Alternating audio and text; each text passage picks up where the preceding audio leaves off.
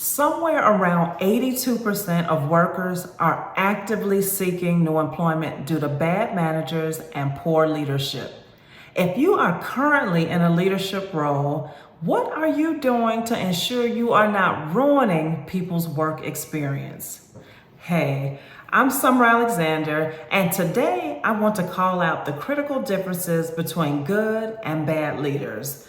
And if you are currently exhibiting the characteristics of a bad leader, I'm going to share the immediate actions you can take to start to improve. Good leaders are the backbone of successful teams and organizations. They are visionaries, they are empathetic, and they're excellent communicators. Good leaders can adapt to change, make informed decisions, and empower their teams by delegating responsibilities and encouraging growth. Most importantly, they provide their team members with meaningful feedback and hold themselves and their teams accountable. This helps to create an environment of trust and respect. Now, on the other side, bad leaders can create a toxic work environment. They lack clear vision, they're insensitive to their team's needs, and they often fail to communicate effectively. They resist change, they're indecisive, and they avoid taking responsibility for their actions. Instead of empowering their teams, they micromanage, which stifles growth and innovation. The role of a leader cannot be overstated.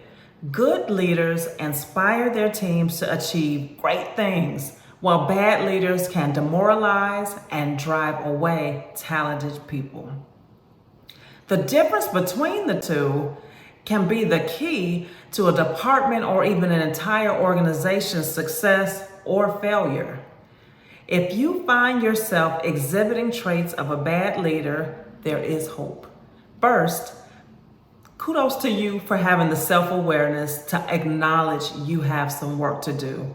Improvement is possible, and it starts with self-awareness and effort. So here's some steps that you can take. Number one, seek feedback. This is the first and most important step, and it's also tough.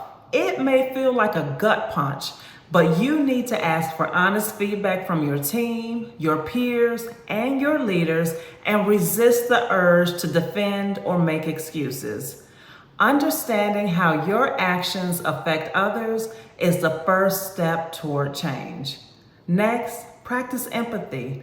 It's going to be important for you to work on understanding and addressing the needs and concerns of your team members.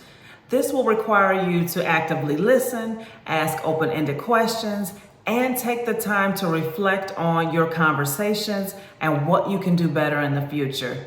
Next, improve your communication. Set clear expectations for your team and communicate them clearly.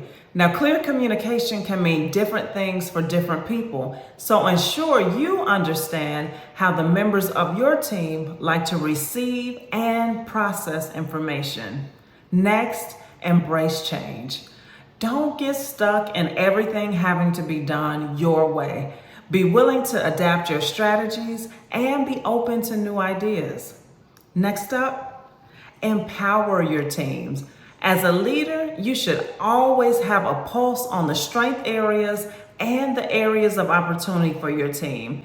You should also understand the career growth and development needs and desires of your team.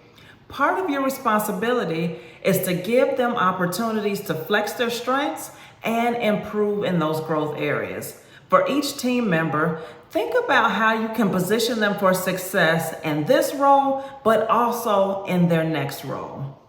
Next, take responsibility. Own your mistakes and learn from them. Your team will never trust you if you don't take accountability when you get it wrong and actively work to do better. If your mistakes have caused people harm, you need to fix it. Acknowledge your wrongdoing and repair the damage. That will help to ensure your team can trust you and improve your credibility. Finally, invest in professional development.